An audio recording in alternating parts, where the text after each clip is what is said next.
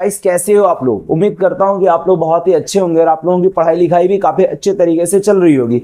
तो इसी बीच में आप लोगों के लिए क्लास 10 की एक बहुत ही शानदार और जानदार टॉपिक लेकर के आया हूं जिसका नाम है ट्रिगोनोमेट्री।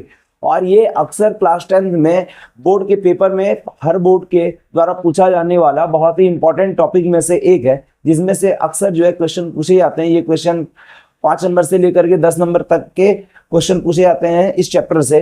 तो और अक्सर ये बोर्ड के द्वारा पूछा जाने वाला इंपॉर्टेंट टॉपिक्स में से एक है और बच्चों के लिए बहुत ही ज्यादा कंफ्यूजन होता है इसे समझना। तो अगर आप मेरे इस वीडियो को देखोगे तो मैं बोल सकता हूँ कि आप ट्रिगोनोमेट्रिक के चैप्टर को बहुत ही आसानी से समझ सकते हो और इसके क्वेश्चन को बिल्कुल चुटकियों में सॉल्व कर सकते हो।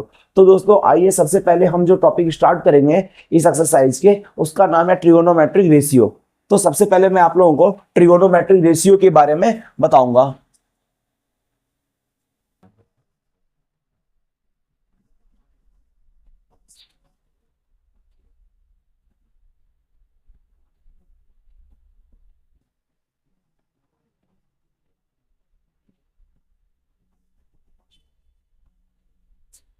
तो गाइस सबसे पहले त्रिकोणमिति अनुपात को समझने से पहले मैं आप लोगों को टर्म जो ट्रिगोनोमेट्री है या त्रिकोणमिति है इसके बारे में आप लोगों को बताता हूं। सबसे पहले अगर ट्रिगोनोमेट्री को हिंदी में देखा जाए तो इसे त्रिकोणमिति है बोला जाता है। ट्री मतलब ट्राई मतलब क्या हो गया, ट्राइंगल। ट्राई मतलब यहां पर हो गया ट्राइंगल, यानी कि हम ढेर सारा ट्राइंगल देख सकते हैं। ढेर सारा ट्राइंगल देख सकते हैं। कुछ ट्राइंगल ऐसे होते हैं, ये इक्विलैटरल ट्राइंगल है, आइसोसेलेस है, राइट एंगल ट्रायंगल हो गया। तो यहाँ पे जिस ट्रायंगल का बात किया जाएगा वो ना तो इक्विलैटरल ट्रायंगल होंगे, ना तो आइसोसेलेस ट्रायंगल होंगे, ना हमें स्केलर लेना है। हमें लेना क्या है, हमें लेना है राइट एंगल ट्रायंगल, यानी कि एक ऐसा ट्रायंगल जिसका कोई एक एंगल कितना हो, 90 डिग्री हो। 90 डिग्री वाले एंगल को यहाँ पर लेना। मैं इसका नाम दे देता हूँ ए बी सी, मैं इसे नाम दे देता हूँ। और इन दोनों ट्रायंगल को तो पढ़ना ही है, मैं इसे इरेज कर देता हूँ। अब यहां पर देखा जाए कि एक ऐसे ट्रायंगल की बात की जा रही है जिसमें कोई एक एंगल, मैं ए को भी 90 ले सकता हूं, बी को भी ले सकता हूं, सी को भी ले सकता हूं, किसी भी एंगल को मैं 90 ले सकता हूं। बशर्ते क्वेश्चन में किस एंगल को 90 डिग्री बोला गया है, समकोण बोला गया है, ये आप लोगों को ध्यान में रखना है। यहां तक अगर चीजें क्लियर हुई तो मैं आप लोगों को इसके आगे बताता हूं। जब ये एंगल 90 डिग्री है, जब ये एंगल 90 डिग्री है और मुझे इस एंगल को इसलिए लेना है ताकि ये समकोण बनाए, राइट एंगल बनाए। अब बात किया जाएगा यहाँ पे दो एक्यूट एंगल बच जाते हैं। अगर मैंने एक 90 डिग्री लिया, हम लोग तो जानते हैं कि ट्रायंगल का तीनों एंगल का सम कितना होता है, 180 डिग्री होता है। मैंने एक एंगल अगर 90 डिग्री लिया तो ये वाले एंगल और ये वाले एंगल, दोनों एंगल को जब सम करेंगे तो 90 होना चाहिए। यानी अगर ये मेरे पास में 90 है तो ए और सी भी मिलकर के 90 होगा। क्यों, देखो यहाँ पे ए प्लस बी प्लस सी अगर 180 डिग्री है और एंगल बी अगर 90 डिग्री है तो मैं एंगल ए प्लस सी, मैंने सी को इधर लेते आया, एंगल सी को मैं इधर लेते आता हूं, तो A plus C plus 90 equals to 180 degree होगा। अगर यहां से एंगल ए प्लस सी के वैल्यू अगर निकाले जाए तो 180 डिग्री माइनस 90 डिग्री होंगे। एंगल ए प्लस सी के वैल्यू कितने हो गए, एंगल ए प्लस सी के वैल्यू 90 डिग्री हो गए। यानी ये एंगल और ये एंगल दोनों मिलकर के 90 डिग्री हुआ। अब अगर बात किया जाए, मैंने एंगल ए की बात की, अगर मैंने इस एंगल को थीटा मान लिया, अगर मैंने एंगल ए को क्या करा, थीटा माना, तो एंगल सी क्या होंगे। तो देखो सबसे पहले जब अगर एंगल सी की बात की जाए और एंगल ए को मैंने थीटा मान लिया तो theta plus angle C equals to 90 degree, angle C equals to 90 degree minus theta. तो यानी जब मैं एंगल ए को थीटा लूंगा तो एंगल सी अपना क्या आएगा, 90 डिग्री माइनस थीटा। यहां तक चीजें क्लियर हुई। यहां तक मुझे उम्मीद है आपको सारा कुछ समझ में आया होगा। अब मैं आप लोगों को इसके आगे बताता हूं। ठीक है फ्रेंड, यहां तक चीजें क्लियर हो गई है। अगर ये एंगल थीटा हुआ तो ये 90 माइनस थीटा होगा। अब आप लोग बोलोगे कि अगर एंगल सी मैंने 90 लिखा, अगर मैंने एंगल बी मैंने 90 लिखा, ये एंगल ए होगा, ये एंगल सी होगा, अगर मैं इस बारी एंगल सी को थीटा मानता हूं तो एंगल ए क्या होगा, 90 degree minus theta, 90 degree minus theta. यानी ये क्या बताता है कि एंगल ए और एंगल सी दोनों क्या है, दोनों एक दूसरे के अपोज है। आई बात समझ में। ये तो 90 डिग्री है, ये दोनों एंगल एक दूसरे के अपोज है, यानी कि अगर मैं ट्रिग्नोमेट्रिक फंक्शन को जब थीटा में रखूंगा और 90 माइनस थीटा में रखूंगा तो ये दोनों क्या होंगे, एक दूसरे के ऑपोजिट चीजों को बताएंगे। मैं जब ट्रिग्नोमेट्रिक फंक्शन के बारे में बताऊंगा तो आपको ये चीजें बहुत अच्छे तरीके से बता दूंगा। अब अगर देखा जाए कि सबसे बड़ा एंगल यहाँ पे ये है 90 डिग्री है, सबसे बड़ा एंगल कौन होगा, 90 डिग्री होगा। क्यों 90 डिग्री सबसे बड़ा एंगल होगा, क्योंकि ये दोनों तो एक्यूट एंगल है और ये 90 डिग्री का एंगल है, राइट एंगल है, तो राइट एंगल हमेशा एक्यूट एंगल से बड़ा होता है। तो जब ये एंगल बड़ा है तो इस एंगल के सामने वाला साइड भी सबसे बड़ा होगा। यहाँ पे क्या करना है, अब हमें यहाँ पर ये 90 डिग्री है, अब ट्रायंगल में सबसे बड़ा जो एंगल है वो कौन है, सबसे बड़ा एंगल तो 90 डिग्री है, दिख ही रहा है, क्योंकि ये दोनों तो एक्यूट एंगल है, ये राइट एंगल है, राइट एंगल मतलब 90 डिग्री। तो ये वाला एंगल अगर सबसे बड़ा है तो इसके सामने वाला साइड भी सबसे बड़ा होगा। अब अगर जब सामने वाला साइड सबसे बड़ा है तो हमें सबसे पहले ट्रायंगल में क्या करना है, ये साइड को पहचानना है, कौन सा साइड सबसे बड़ा होगा, कौन सा एंगल सबसे बड़ा होगा। अगर एंगल पता चल गया तो साइड सबसे बड़ा होगा, उस साइड सामने वाले एंगल के सामने वाला साइड जो होगा वो बड़ा होगा। जब मैंने इसे हाइपोटेनस मान लिया, ये तो हर कंडीशन में हाइपोटेनस होगा, ये सबसे बड़ा होगा, तो ये हर कंडीशन में क्या हो जाएगा, ये हर कंडीशन में अपना हाइपोटेनस होगा। ये आप लोग हाइपोटेनस के लिए श्योर हो जाओ। तो एक जो साइड है वो तो हमेशा मेरा हाइपोटेनस होगा, जैसे 90 डिग्री है ये वाला साइड हाइपोटेनस होगा। इसमें बच्चे को किसी भी तरह का कोई प्रॉब्लम नहीं होता। प्रॉब्लम जो होते हैं वो परपेंडिकुलर किसे माना जाए और बेस किसे माना जाए, है कि नहीं। मैं इसके हिंदी भी लिख देता हूं ताकि हिंदी मीडियम वालों को दिक्कत ना हो। इसे कर्ण बोला जाता है, इसे लंब बोला जाता है और इसे आधार बोला जाता है, आधार बोला जाता है, ठीक है। ये सामने वाले जो एंगल हो गए इसे परपेंडिकुलर बोलूंगा। देखो जब एंगल मैंने ए को थीटा मान लिया, जब एंगल ए को मैंने थीटा माना तो इसके सामने वाले जो साइड होंगे, बिल्कुल एरो ऐसे नीचे करना और सामने वाले जो होंगे उसे परपेंडिकुलर मान लेना। अब एक मेरा हाइपोटेनस हो गया, एक मेरा परपेंडिकुलर हो गया, तो बचा हुआ साइड क्या हो जाएगा, अपना बेस हो जाएगा। यहां तक चीजें समझ में आई। अब मैं आप लोगों को ये बताता हूं, यहाँ पे क्या है, यहाँ पे रूल थोड़ा चेंज हो जाएगा। रूल थोड़ा क्या चेंज होगा, यहाँ पे एंगल थीटा मैंने इसे माना है तो इसके सामने वाला ये जो साइड होगा ये हो जाएगा परपेंडिकुलर, ये परपेंडिकुलर, ये सबसे बड़ा साइड था, ये तो सबसे बड़ा साइड था तो ये हाइपोटेनस हो जाएगा, ये परपेंडिकुलर, ये हाइपोटेनस, तो ये बेस हो जाएगा। आई बात समझ में, यहां तक चीजें क्लियर हुई। तो गाइस ट्रिग्नोमेट्री तो मैंने बहुत अच्छे से आप लोगों को बता दिया। अब सबसे बड़ा बात जो है ट्रिग्नोमेट्रिक रेशियो, ठीक है।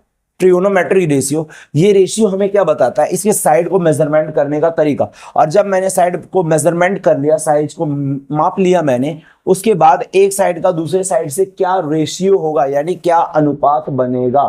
यानी कि अगर इसका परपेंडिकुलर बोला जाए, परपेंडिकुलर लंब कुछ सेंटीमीटर है, इसके आधार कुछ सेंटीमीटर है, तो आधार का और लंब का जो रेशियो बनेगा, अनुपात बनेगा, ये क्या बताएगा कि लंब के तुलना में आधार कितना है और आधार के तुलना में लंब कितना है। वैसे ही अगर मैं बात करूं परपेंडिकुलर और हाइपोटेनस का, तो ये बताएगा हाइपोटेनस और परपेंडिकुलर का रेशियो कितना है, यानी कि परपेंडिकुलर कितना सेंटीमीटर है और उसके अकॉर्डिंग हाइपोटेनस कितना सेंटीमीटर है। यानी हाइपोटेनस और परपेंडिकुलर के जो लेंथ होंगे, लेंथ के रेशियो को बताने के लिए ट्रिग्नोमेट्रिक रेशियो का यूज किया जाता है। तो अगर यहाँ पे देखा जाए तो ट्रिग्नोमेट्रिक रेशियो को जानने के लिए हम लोग कुछ ट्रिग्नोमेट्रिक फंक्शन का यूज करते हैं।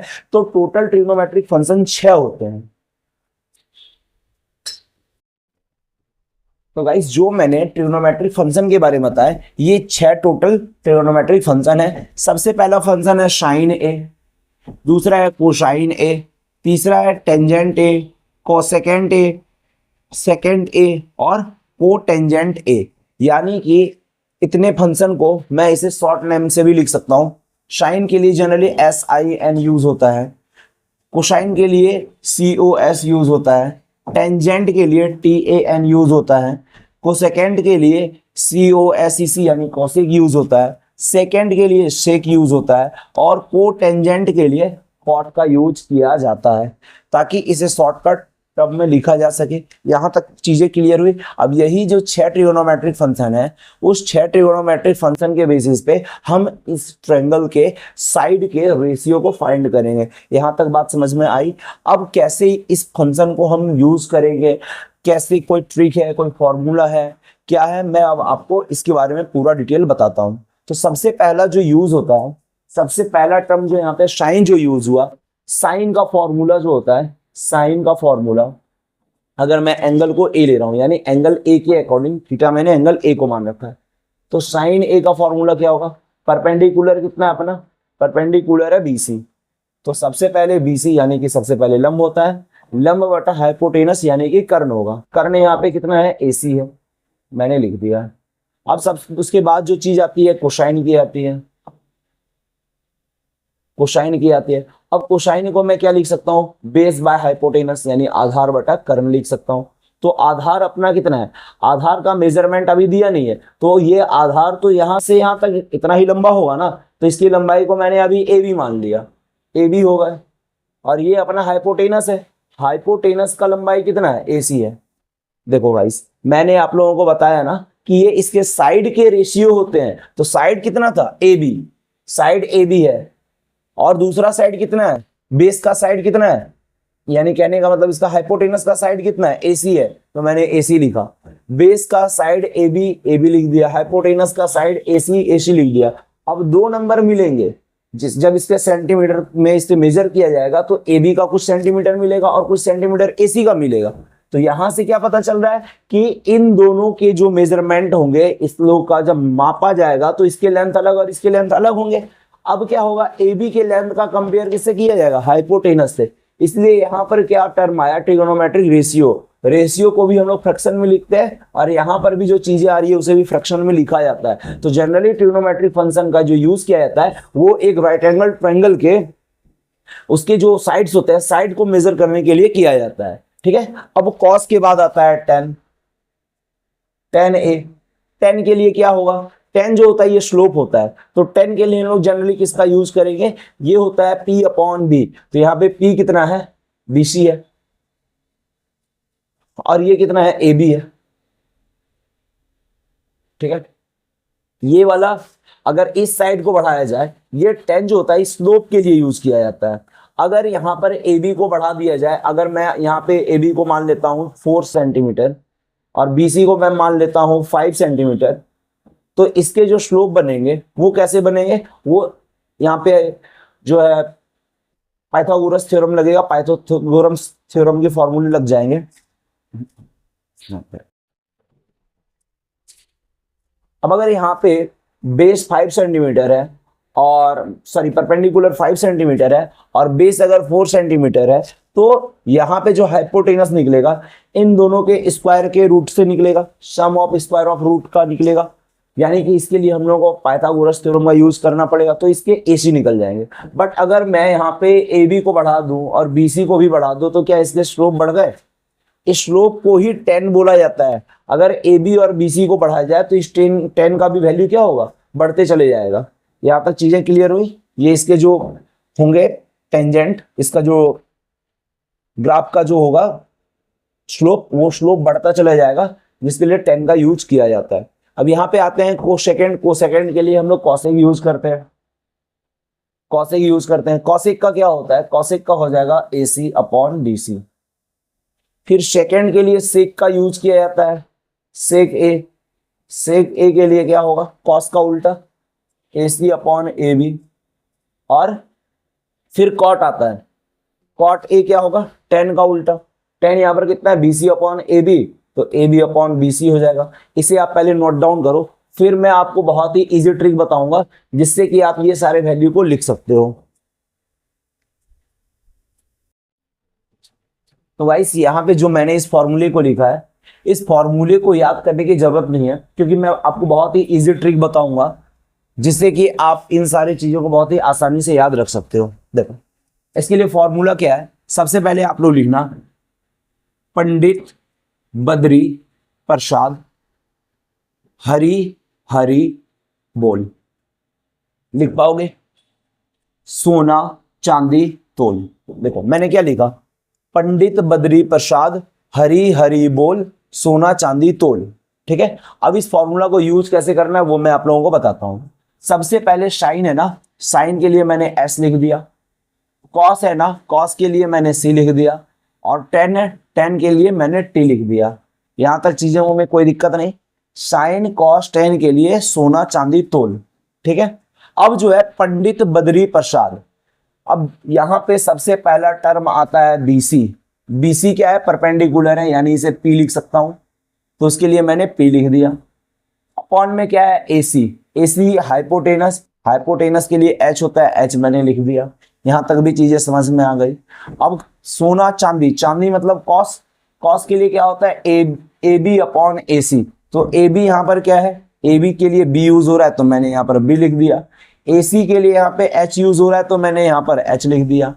अब तोल, तोल मतलब 10, जब मैंने 10 को देखा तो 10 के लिए बीसी थे, तो बीसी के लिए क्या, सबसे पहले परपेंडिकुलर, तो मैंने यहाँ पे पी लिख दिया। अपॉन में बी, बी यानी कि बेस, यानी इसके लिए ए बी, तो मैंने यहाँ पर बी लिख दिया। ए बी के लिए मैंने क्या लिख दिया, बी लिख दिया। यहाँ तक चीजें क्लियर हो गई। अब अगर ये मुझे मिल गया तो अब मुझे अब कॉसेक निकालना है। तो कॉसेक जो होता है वो साइन का ओपोज होता है, यानी कि जब मैं साइन को चेंज कर दूंगा, तो साइन को जब मैं चेंज करूंगा तो ये एच अपॉन पी होगा। ये किसके लिए हो गया, कॉसेक के लिए हो गया। अब अगर सेक निकाला जाए तो ये कॉस का उल्टा होता है, यानी कि एच अपॉन बी कर दिया जाए तो सेक हो गया। जब मैं कॉट के लिए टर्म निकालूंगा तो कॉट क्या होता है, ये टेन का उल्टा होता है, तो टेन है, टेन का उल्टा क्या हो जाएगा, पी अपॉन बी हो जाएगा। अब यहाँ पर से चीजें मिला लो, यहाँ पे एच है, एच यानी कि ए सी, ऊपर में ए सी रहेगा, नीचे में पी है, पी यानी कि बी सी, तो यहाँ पे बी रहेगा, बी सी रहेगा। अब यहाँ पर शेक है, शेक के लिए एच अपॉन बी, तो एच यहाँ पे ए सी है तो ए सी हो गया। अब यहाँ पर बी सी, बी के लिए बी सी, तो नीचे में बी सी हो गया, सॉरी बीसी, बेस के लिए जो है ए बी, तो यहाँ पे ए बी हो गया। अब अगर देखा जाए कॉट, कॉट के लिए क्या होगा, बी यानी कि बेस ए बी, और उसके बाद परपेंडिकुलर, परपेंडिकुलर यानी बीसी, तो यहाँ पे बीसी आ गया। यहाँ तक चीजें क्लियर हो गई। तो अब यहां से कंक्लूजन क्या निकलता है,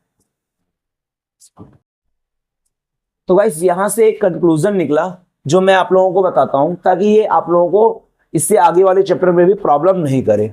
जब मैं साइन देख रहा हूं, साइन ए को देखा जाए और जब कॉसेक ए को देखा जाए, इन दोनों में कोई रिलेशन है।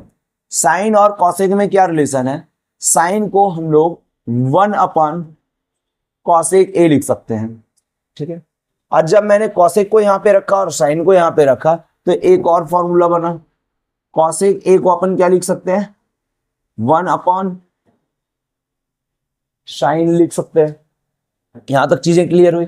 कॉस को जो है सेक के टर्म में लिखा जा सकता है, यानी कि कॉस ए को 1 अपॉन सेक ए लिखा जा सकता है, और फिर सेक ए को भी 1 अपॉन कॉस ए लिखा जा सकता है। वैसे ही यहां पे कॉट ए है,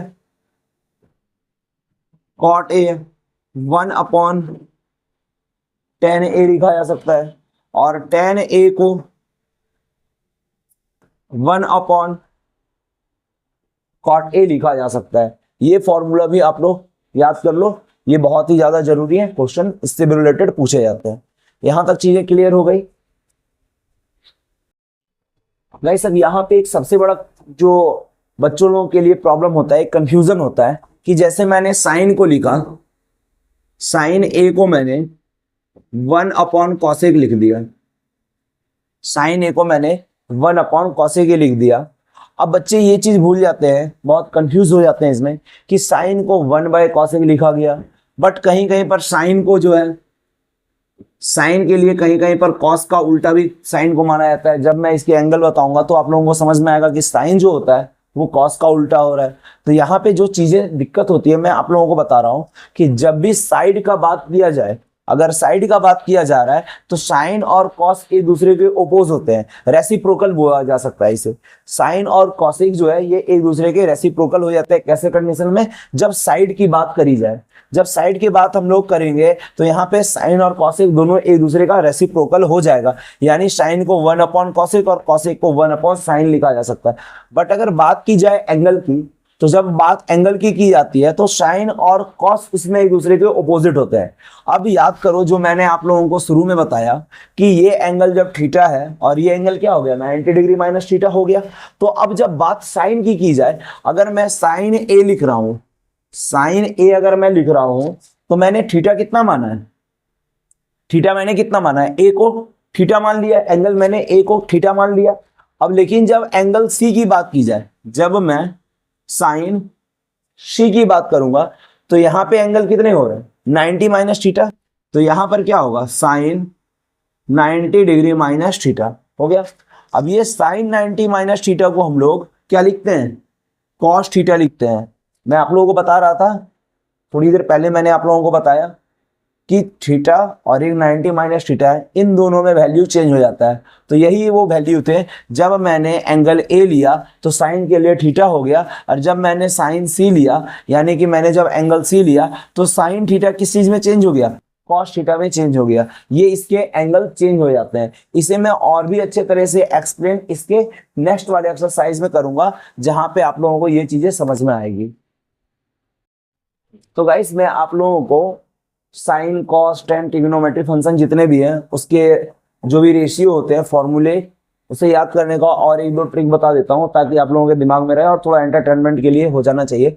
जैसे कि एक और फॉर्मूला, जैसे मैंने बताया पंडित बद्री प्रसाद हरी हरी बोल, इसको मैं लोग ये फॉर्मूला यूज कर सकते हैं।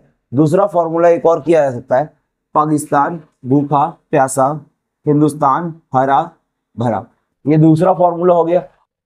अब कुछ हिंदी मीडियम वाले बच्चे परपेंडिकुलर को लंब बोलते हैं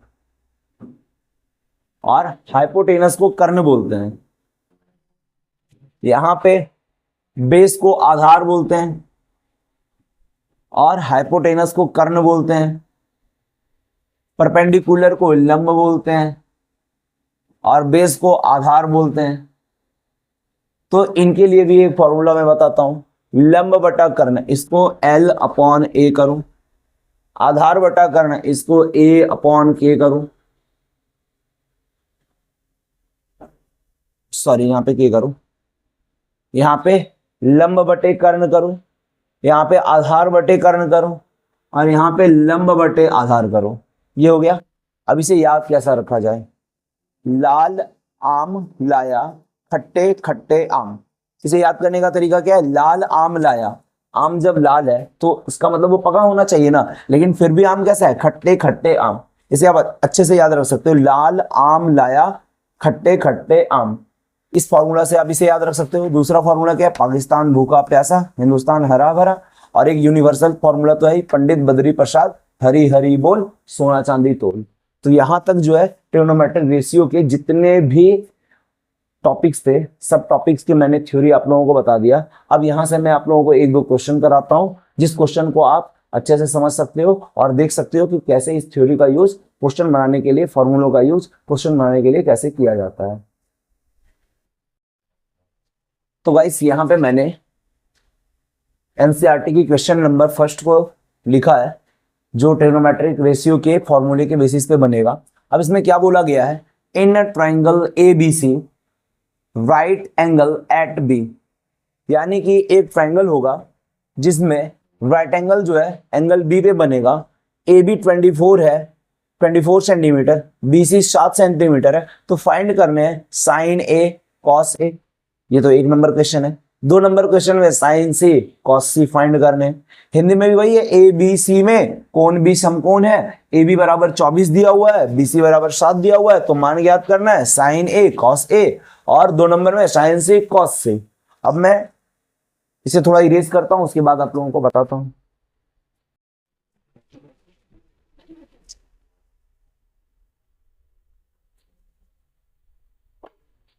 तो गाइस यहां पर मैंने ट्रायंगल भी प्लॉट कर लिया, और जैसे कि ये 90 डिग्री है, 90 डिग्री के सामने में हाइपोटेनस है, ये अपना परपेंडिकुलर हो गया, ये बेस हो गया। अब यहाँ पे दो जानकारियां तो दी हुई है, हाइपोटेनस के बारे में कोई जानकारी नहीं है, तो अपना सबसे पहला स्टेप होगा हाइपोटेनस के वैल्यू फाइंड करना।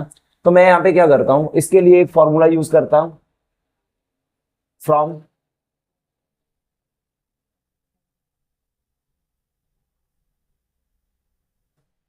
क्या लिख रहा हूं,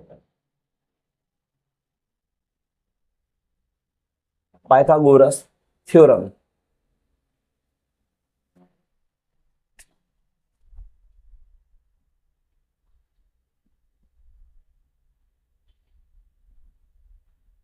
पाइथागोरस प्रमेय से, एक सेकंड। अब अगर देखा जाए पाइथागोरस थ्योरम क्या बोलता है कि जो सबसे बड़ा वाला साइड है, यानी कि साइड AC है, AC का स्क्वायर इज इक्वल्स टू इस साइड का स्क्वायर प्लस इस साइड का स्क्वायर, यानी कि AB का स्क्वायर प्लस BC का स्क्वायर। ये पाइथागोरस थ्योरम है। अब मैं क्या करता हूं, यहां से स्क्वायर हटा के इसे AC लिख देता हूं। अब इधर से अगर स्क्वायर हटाया जाए तो इधर रूट किया जाता है, ये चीज तो आप लोगों को मालूम होंगी। अब मैं यहाँ पे AB के वैल्यू पुट करता हूं जो कि 24 है। अब यहाँ पे BC के वैल्यू करता हूं पुट जो कि 7 है। 24 का स्क्वायर कितना हो गया, 576 हो गया। अगर 7 का स्क्वायर किया जाए तो ये 49 हो गया। जब मैं इसे जोड़ूंगा तो ये 625 होगा, और जब 625 का स्क्वायर रूट निकाला जाएगा तो ये 25 होगा। अब मैं क्या करता हूं, इस वाले साइड को मैं 25 लिख देता हूं। तो यहां से मुझे क्या मिला, यहां से P के वैल्यू मिल गए, B के वैल्यू मिल गए, H के वैल्यू मिल गए। अब अगर अकॉर्डिंग टू क्वेश्चन जाए तो यहां पर क्या था, साइन A, तो क्या होगा इसका, एंगल A के लिए फॉर्मूला क्या है, P बाय H। तो P कितना है, P तो 7 हो गया, H कितना हो गया, 27 हो गया।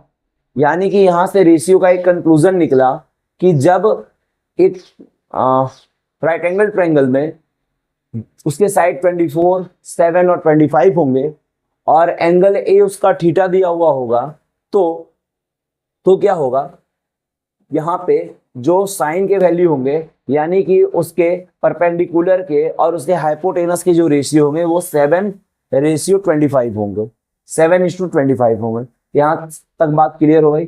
दूसरा नंबर जो क्वेश्चन था वो था cos A।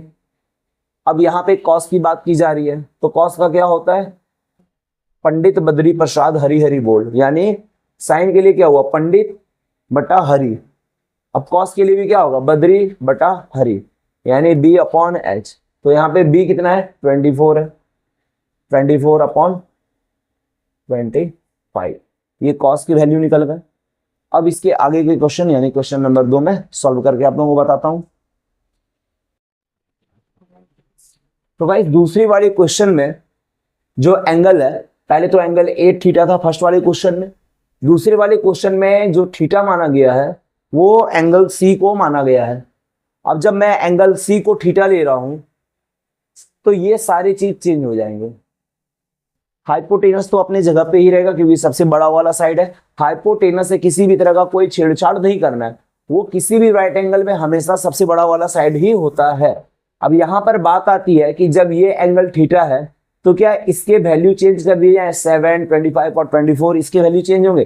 तो याद रखना इसके वैल्यू कभी चेंज नहीं होंगे। मुझे इसके साइड से किसी भी तरह का कोई प्रॉब्लम नहीं है, इसलिए मैं इसे कुछ नहीं करूंगा, ये जैसा का तैसा रह जाएगा। चेंज क्या करना है वो मैं बताता हूं।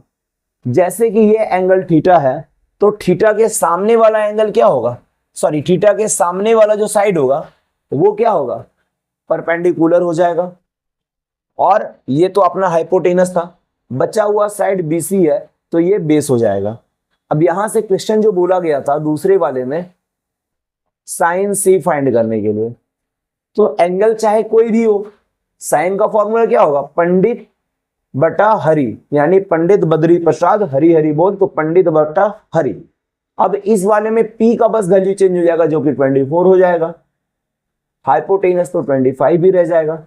यानी कि जब उसी ट्रायंगल में, उसी राइट एंगल ट्रायंगल में हम थीटा को चेंज कर देते हैं, थीटा की वैल्यू को अगर चेंज कर दिए जाए, A से थीटा जो है C पे आ जाए, तो उसके लिए साइन का जो होगा रेशियो, यानी कि परपेंडिकुलर और हाइपोटेनस का जो रेशियो होगा वो चेंज होकर के 24/25 हो जाएगा। ये साइन का हो गया।